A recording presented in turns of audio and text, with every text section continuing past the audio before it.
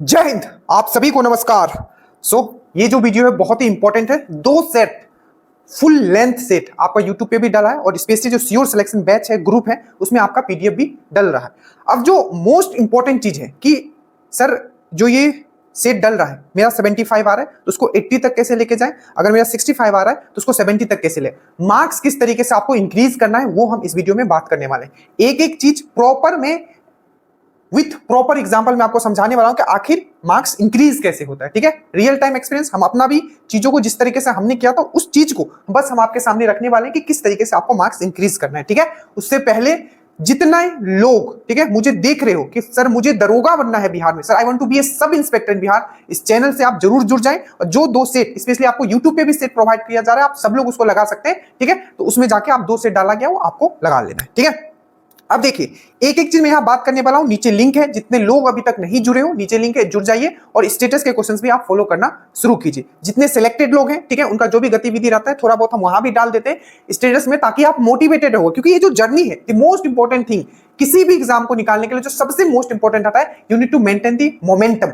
आपको मोमेंटम जो है वो कंसिस्टेंट रखना पड़ता है। ठीक है, ताकि आप स्थिर ना पड़ो। तो नीचे लिंक है, जुड़ जाइएगा। ठीक है, अब देखिए अगर इस एग्जाम को निकालना है तो दो तीन पॉइंट्स और जो आपको मार्क्स किस तरीके से इंक्रीज करना है, क्योंकि समय अब आपके पास नहीं है। देखिए सबसे पहला पॉइंट, आपको कंसाइज एक नोट्स होना चाहिए। वो नोट्स आपने कैसे प्रिपेयर किया है, आपने चीजों को समझा है, वीडियो देखा है और उसके बाद आपने नोट्स प्रिपेयर किया है, या आपने वीडियो देखा है और आपने जो भी आपके द्वारा, अगर आप मुझसे जुड़े हुए हो तो हमने आपको पीडीएफ प्रोवाइड किया। पहले हमने आपको सब्जेक्ट वाइज चीजों को पढ़ाया है और उसके बाद हमने आपको पीडीएफ दिया। ठीक है, तो सबसे पहले जो सबसे मोस्ट इंपॉर्टेंट चीज है कि आपने कम से कम ठीक है इतना सिलेबस कवर कर लिया है जितना कि प्री में आप 70-75 क्वेश्चन आप सही कर पाओगे और आप मेंस में 85% क्वेश्चन सही कर पाओगे। और उसको बार बार पढ़ना है, क्योंकि जो सिलेबस है और जो जीएस है वो अथाह है, बोलते हैं ना, मतलब एक सागर की तरीके से। ठीक है, तो अपने आप को लिमिट करना सबसे इंपॉर्टेंट है। तो कहीं भी आप पढ़ते हो उतना ही पढ़िएगा। मैं फिर से कह रहा हूं, आप कहीं भी पढ़ते हो उतना ही पढ़िएगा और वैसा नोट्स रखिएगा ताकि एग्जाम से पहले आप 2 से 4 बार रिवाइज कर पाओ।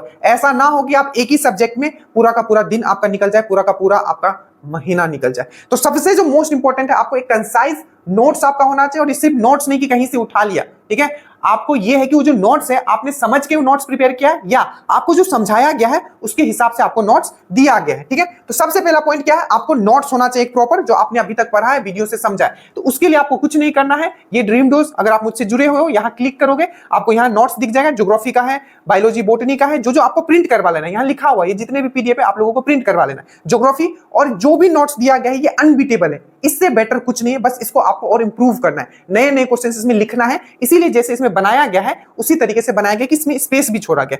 तो बायोलॉजी हो गया, बॉटनी हो गया, केमिस्ट्री हो गया, फिजिक्स का भी आप प्रिंट करवा लीजिएगा, नीचे आपको वो मिल जाएगा जो यहां दिया हुआ है। साथ में हिस्ट्री का भी सब दिया हुआ है। ठीक है, साथ में आपका जो 8 मंथ का जो करंट अफेयर्स, बहुत इंपॉर्टेंट, जितना आपको टॉपिक वाइज अलग करवा दिया गया है और मंथ वाइज आपको अलग करवा दिया गया, उसको भी आप प्रिंट करवा लीजिएगा। ठीक है, तो जो सबसे पहला बात है कि आपने चीजों को पढ़ लिया है। ठीक है, और आपने एक प्रॉपर नोट्स आपने प्रिंट करवा लिया है। ठीक है, मॉडर्न हिस्ट्री का भी एक नया वाला डाला है हैंड रिटन, आप उसको प्रिंट करवा लीजिएगा। ठीक है, पहले जो अरेंज किया गया तो काफी छोटा दिख रहा था, ये आप लोगों के लिए किया जा रहा है। तो सबसे पहले आपने क्या किया, एक नोट्स है आपके पास, जो नोट्स आपके हिसाब से आपके पढ़े हुए, आपने जो भी पढ़ा है उस हिसाब से आपके पास प्रॉपर एक नोट्स है। सबसे पहला पॉइंट यही आपके पास होना चाहिए। ठीक है, अगर ये नहीं है तो सबसे पहले आपको सिलेबस इतना आप खत्म कीजिए जहां से आपको 70+ क्वेश्चंस आप इजीली प्री में कर पाओगे और 85+ क्वेश्चंस आप इजीली आप मेंस में कर पाओगे। मेंस में मैथ्स रीजनिंग बहुत इंपॉर्टेंट होता है, हमने वो चालू कर दिया है, अब आप उसके भी सॉल्यूशंस आपको दिए जा रहे हैं। ठीक है, तो सबसे पहला पॉइंट आपने ये किया। दूसरा, अब जो आपका दिन है वो 2 पार्टों में बटेगा।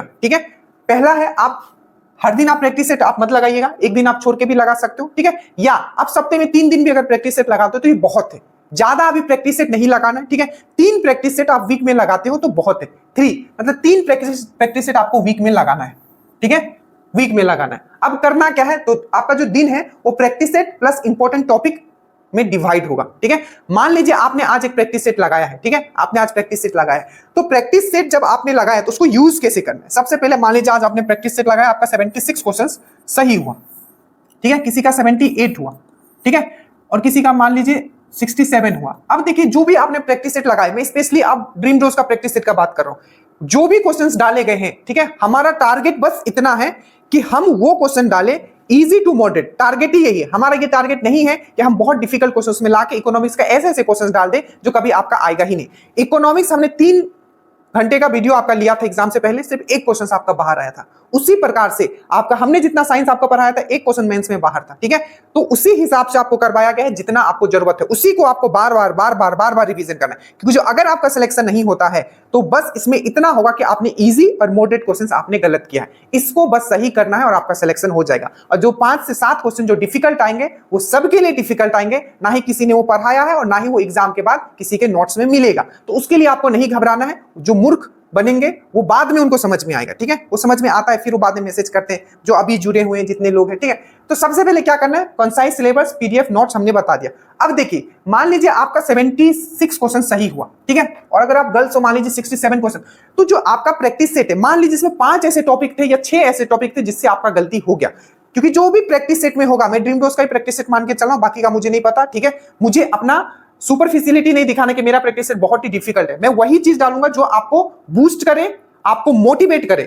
देखिए, मान लीजिए आपका 75 78 आ रहा है, तो आपको क्या होगा, मोटिवेशन मिलेगा कि हाँ मुझे और पढ़ना है, ठीक है। मान लीजिए कोई आप सेट लगाते हो, बहुत लोगों का जिंदगी बर्बाद हो चुका है इसमें। आप एक सेट लगाते हो, आप 60 क्वेश्चन आता है, आपने पूरा सिलेबस पढ़ लिया है, बट आपको 60 क्वेश्चन आ रहा है, सही हो रहा है, तो आपको क्या फील होगा, अरे हम तो कुछ पढ़े ही नहीं। आपको डिमोटिवेशन फील होने लगेगा। ये चीज से बचना है, क्योंकि it's all about confidence. Mains में जब बैठोगे आप कितना प्रेशर को झेल पाते हो, क्योंकि पेपर आप देखो मेंस का एकदम एक्सपेक्टेड क्वेश्चन, आप उसमें 90 करेक्ट कर सकते हो, 1275 का आप उठा के देखो, बट वही है आप अंडर प्रेशर कितना आप अच्छा परफॉर्म कर सकते हो। और अंडर प्रेशर क्या होता है, इजी क्वेश्चंस गलत होता है, मॉडरेट क्वेश्चंस गलत होता है। तो माइंड को इतनी बार ट्रेंड कर देना है इजी एंड मॉडरेट क्वेश्चन। अगर राजा राम मोहन रॉय के सामने बोलते बात आता है, तो राजा राम मोहन रॉय से इतनी बार आपने राजा राम मोहन रॉय पढ़ लिया है, ठीक है, और इतनी बार उनके जितने भी इंपॉर्टेंट टॉपिक है, ठीक है, उसको आपने कर लिया कि कभी गलती ना हो। जितना भी आपको बी आर अम्बेडकर से रिलेटेड चीज, जितनी बार क्विट इंडिया मूवमेंट हो गया, ठीक है, आपके हार्मोन्स हो गए, पाचन रस हो गया, आपके जितना आपको जो भी टॉपिक है, ठीक है, इतनी बार आपने मेन पॉइंट्स आपने रिवाइज कर लिया है कि अगर आपका इजी से मॉडरेट क्वेश्चंस आता है तो आपका गलत है। यही तरीका है सिलेक्शन का। बाकी कुछ भी कर रहे हो, कहीं भी कर रहे हो और कुछ नहीं, बस यही करना है। इजी टू मॉडरेट क्वेश्चंस आपको गलत नहीं करना है। और मेंस के लिए मैथ्स एंड रीजनिंग जितना सर ने पढ़ा दिया उसको बार बार करना है, ठीक है, बस इतना।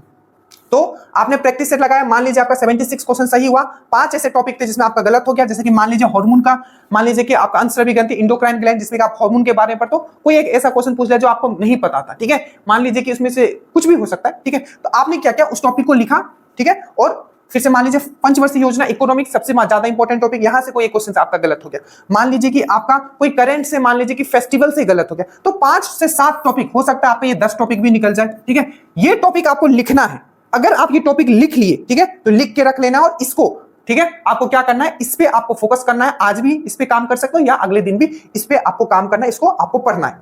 हर एक प्रैक्टिस सेट में आपको ये करना ही करना है, क्योंकि हर प्रैक्टिस सेट में ऐसा होगा जो कुछ ना कुछ ऐसे होंगे जो आपसे नहीं बनेगा, ठीक है। जैसे अभी प्रैक्टिस सेट हम कर रहे हैं, थोड़ा इजी हुआ, उसके पीछे थोड़ा मॉडरेट हुआ, फिर थोड़ा ऊपर करेंगे, फिर easy moderate, easy moderate, easy moderate, इसी रेंज में आपका प्रैक्टिस सेट रहेगा। उसके बाद जो प्रैक्टिस सेट के जो आपने क्वेश्चन सही भी किया है, बट उसके ऑप्शन पे भी आपको काम करना है, ठीक है। मैं ये जो बता रहा हूं ना, अगर आपने ये कर लिया, you will be among the topper. जैसे कि एक क्वेश्चन था सेट नंबर 2 में कि पहली महिला कौन थी जो तेजस सुराई थी, ठीक है। इसमें जितने ऑप्शंस मैंने डाला था बहुत ही इंपॉर्टेंट, मैं फिर से कहता हूं, कोई एक पब्लिकेशन जैसा ऐसा नहीं है कि मुझे बस किताब निकाल देना है, ठीक है, या मुझे सेट बना के दे देना है। हर एक ऑप्शन पे भी काम किया जाता है, ठीक है। एक एक ऑप्शन बहुत इंपॉर्टेंट है, ठीक है। सिर्फ मुझे मोटा बुक प्रिपेयर नहीं करना कि मैंने मोटा बुक प्रिपेयर कर दिया और सेट मैंने दे दिया, ठीक है। देखिए, ये जो मैंने क्वेश्चन डाला था, क्या था कि फर्स्ट वुमेन टू फ्लाई तेजस, पहली महिला कौन थी जो तेजस उड़ाई। ये करंट का क्वेश्चन है, अभी का क्वेश्चन। इसका आंसर क्या होगा, मोहना सिंह। दरोगा में क्वेश्चन क्या पूछा गया था, याद है मेंस के क्वेश्चन में पूछा गया था कि पहली महिला, ठीक है, अधिकारी जो सियाचिन में तैनात हुए, शिवा चौहान। मैंने इसको ट्रिक से आपको याद करवाया था, ठीक है। तो मोहना सिंह, ये जितने ऑप्शन है ये भी इंपॉर्टेंट है, जैसे कि गीतिका कौल हो गई, पहली है डॉक्टर है, ठीक है, जो कि आपका सियाचिन में तैनात हुई है।